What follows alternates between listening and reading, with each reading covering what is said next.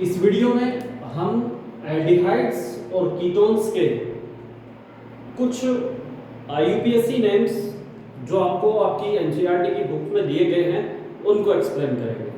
सबसे पहले मैं बात करता हूं IUPAC names of some aldehydes. ये वाला जो ग्रुप है ऊपर का, इसमें सभी एल्डिहाइड्स दिए गए हैं, इनके IUPAC नेम्स हमें लिखने हैं। देखिए, पहला एक कार्बन को क्या कहते हैं? मैथ। सिंगल बॉन्ड होंगे एन, और एल्डिहाइड समूह के लिए किसका इस्तेमाल करते हैं? Al का इस्तेमाल करते हैं। इसका नाम हो गया मैथेनॉल। आपको मैंने पहले भी बताया था कि एल्डिहाइड्स के लिए जो IUPAC में मेन इस्तेमाल किया जाता है वो होता है एल्केनल। एल्केन शब्द जो है वो कार्बन परमाणु की श्रृंखला को प्रदर्शित करता है और Al CHO समूह को प्रदर्शित करता है। तो इसी आधार पर हमने इसका नाम लिया मैथेनॉल। फिर यहाँ आते हैं एक और दो कार्बन। पहला कार्बन वो जिस पर क्रियात्मक समूह उपस्थित हो, तो दो कार्बन की श्रृंखला को एथ एन और एल्डिहाइड के लिए AL। ये इसका IUPAC में नेम हो गया। इस यौगिक को ध्यान से देखिए, इसको मैं इस प्रकार से भी लिख सकता हूँ CH3 H2 में इधर ले जाता हूँ, क्योंकि बॉन्ड जो लगते हैं वो किधर लगते हैं? हमेशा कार्बन कार्बन पर लगते हैं। ठीक, CH और CHO। अब IUPAC मैंने की बात करूँगा। तो पहला कार्बन, दूसरा और तीसरा कार्बन। तीन कार्बन होने के कारण इसको क्या कह रहा हूं मैं? प्रॉप। ठीक, एन, और पहले पर एल्डिहाइड समूह AL। ठीक, लेकिन दूसरे पर एक CH3 भी मौजूद है, साइड चेन है, तो इसको कहा मैंने 2 मैथ प्रोपेन। ये इसका IUPAC मैंने हो गया। इसकी बात करता हूं, एक कार्बन, इसे दूसरा नहीं कहूंगा, क्योंकि अगर मैं इसे दूसरा कहता हूं तो 1 2 3 4 5 दूसरा क्रियात्मक समूह 5वें नंबर पर पहुंचेगा। इसलिए कार्बन की गिनती गिनते समय क्रियात्मक समूहों को निम्नतम अंक देने पड़ते हैं, ऐसा नियम है। 1 2 तीसरा कार्बन ये वाला होगा, 4 5 6। ठीक, ये 6 कार्बन कौन है? साइक्लो, चक्रीय यौगिक है, हेक्सेन। ठीक, साइक्लोहेक्सेन। और पहले पर कार्बोल्डिहाइड है, काउंटिंग में नहीं आया, पहले भी मैं नियम में बता चुका हूं, इसलिए इसके लिए किसका इस्तेमाल किया? कार्बोल्डिहाइड। ठीक, और तीसरे पर कौन? मैथिल। तो इसका IUPAC में नेम हो गया 3 मैथिल साइक्लोहेक्सेन कार्बोल्डिहाइड। ठीक, इसकी बात करता हूं, स्ट्रक्चर चेंज करूंगा मैं अपनी सुविधा के लिए। CH3 CH, ये जो ब्रैकेट में दिया गया है वास्तव में इस प्रकार से है, और CH अब आसानी से हो जाएगा आपके लिए। 1 2 3, तो 3 कार्बन की श्रृंखला को क्या कहते हैं हम? प्रॉप। ठीक, एन, और पहले पर एल्डिहाइड, लेकिन दूसरे पर OCH3 मौजूद है, इसको क्या कहेंगे? 2 मेथॉक्सी प्रोपेनॉल। ठीक है, इधर आते हैं इस वाले को, 1 2 3 4 5। ठीक, वेरी सिंपल। ये कौन है? पेंटेन, और पहले पर ही एल्डिहाइड है तो पेंटेनॉल, इसका IUPAC होगा। फिर इसकी बात करते हैं, तो 1 2 3 और प्रॉप। अब की बात सिंगल बॉन्ड नहीं है, कार्बन कार्बन के बीच में डबल बॉन्ड है, तो दूसरे पर डबल बॉन्ड, 2 पर डबल बॉन्ड, और पहले पर एल्डिहाइड, 1 पर एल्डिहाइड, इसका नाम हो गया प्रॉप 2 in 1 अब। ठीक है, आगे बढ़ता हूं, इसकी बात करेंगे। 1 2 3 4 5 6 कार्बन, यानी ये बेंजीन है ना?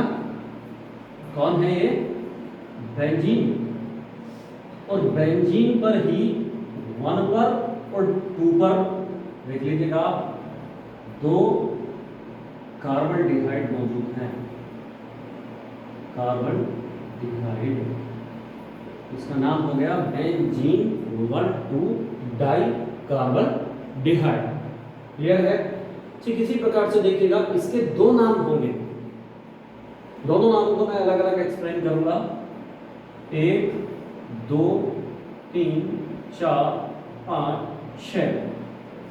अब ये तीसरे पर ब्रोमो, ठीक है। और जब आप इसे पूरे रिंग को एक साथ काउंट कर रहे हैं, सो बेंजीन और कौन? कार्बन डिहाइड। एक नाम तो ये हो गया, या आप इसे ऐसे भी लिख सकते हैं, ये पूरा का पूरा यौगिक है C6H5CHO, जिसको बेंजल डिहाइड बोला जाता है। और इस बेंजल डिहाइड की तीसरी पोजीशन पर ब्रोमो है, इसलिए इसका नाम क्या हो सकता है?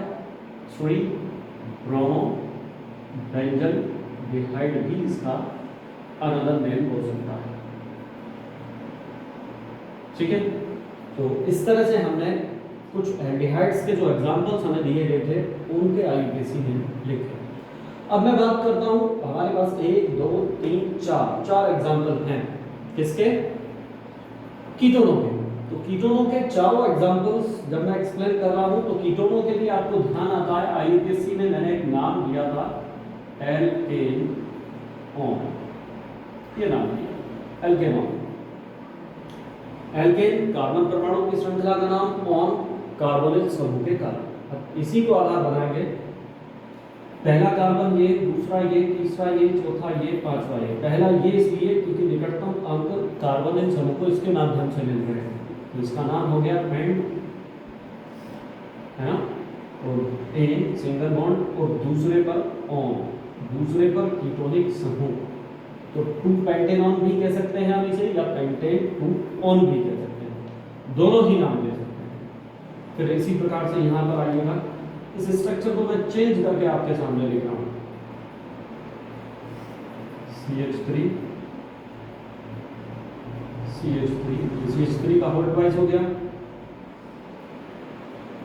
CH CO CH, फिर इसमें कहा CH3 एंड CH3, तो वोल्ट वाइज दिया हुआ था तो मैंने स्ट्रक्चर को चेंज कर दिया। अब देखो 1 2 3 4 5, 1 2 3 4 5, काउंटिंग इधर से देखो 1 2 3, कार्बोनिल समूह हर बार इसी पे आना है तो काउंटिंग इधर से भी की जा सकती है। अब इसका नाम 5 कार्बन होने के कारण, ठीक है, यहीं पर लिख रहा हूँ मैं एंड तीसरे पर ऑन, तीसरे पर ऑन, और आप देखेंगे दूसरे पर एक मैथिल समूह और चौथे पर एक मैथिल समूह, तो 2 पर और 4 पर 2 मैथिल और पेंटेन 3 ऑन। ये इसका आईयूपीएसी होगा। इसकी बात करेंगे तो 1 कार्बन 2 3 4 5, ठीक है, क्लियर है? तो इसको क्या कहूंगा मैं? छठा ये रह गया 1 2 3 4 5 6, ठीक। तो साइक्लो चक्रीय यौगिक है, हेक्सेन, और 1 पर ऑन, 1 लगा भी हो सकता है नहीं भी हो सकता है, तो साइक्लोहेक्सेनॉन, ठीक, 1 लगा भी सकते हैं नहीं भी लगा सकते हैं, तो साइक्लोहेक्सेनॉन। और दूसरे पर कौन? एक मैथिल समूह, ठीक है, तो दूसरे पर मैथिल साइक्लोहेक्सेनॉन। फिर इसी प्रकार से इसको आगे बढ़ाते हैं, इसके भी स्ट्रक्चर को हम खोल करके लिखेंगे। मैं इसका स्ट्रक्चर इस प्रकार से लिख रहा हूं। इसने कहा CH3 का hold wise C double bond CH CO CH3, पहला कार्बन, दूसरा कार्बन, तीसरा कार्बन, चौथा कार्बन, पांचवा कार्बन। 5 कार्बन होने के कारण मैं यहाँ पर लिख रहा हूँ इसका यूपीएससी में 5 कार्बन पेंट, लेकिन तीसरे पर डबल बॉन्ड, तीसरे पर इन, दूसरे पर ऑन, दूसरे पर कार्बोनिल समूह, ठीक है, और चौथे पर मेथिल साइड चेन। इसका नाम हो गया 4 मेथिल, स्पष्ट नहीं दिखाई दे रहा, 4 मेथिल एंड 3 ठीक।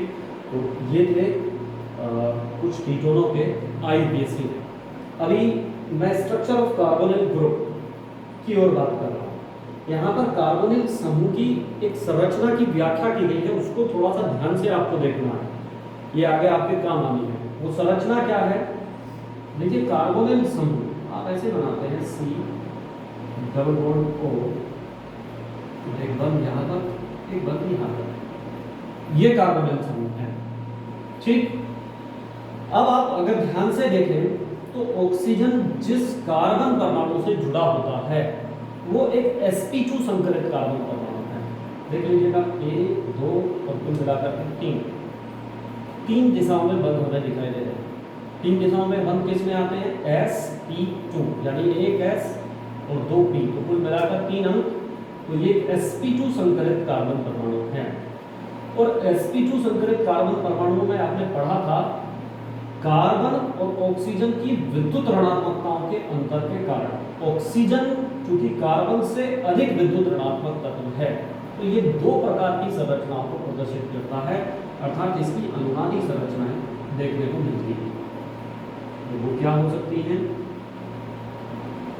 इस कार्बन पर कार्बन ऑक्सीजन के बीच में इस पर ऋणावेश, और इस पर क्या उपस्थित हो जाएगा, ऋणावेश उपस्थित हो जाएगा। तो इस तरह से कार्बोनिल समूह की 2 संरचनाएं हैं, एक वो जो कि विद्युत उदासीन है, ठीक, और दूसरी वो जो कि द्विध्रुव आघूर्ण के अंतर के कारण या कार्बन और ऑक्सीजन की विद्युत ऋणात्मकताओं के अंतर के कारण जिस पर आवेश उपस्थित होता है, ठीक है। तो इसको भी आपको ध्यान में रखना है। इस वीडियो में हमने एल्डिहाइड्स और कीटोन्स के IUPAC नेम और कार्बोनिल समूह के स्ट्रक्चर के बारे में जानकारी प्राप्त की।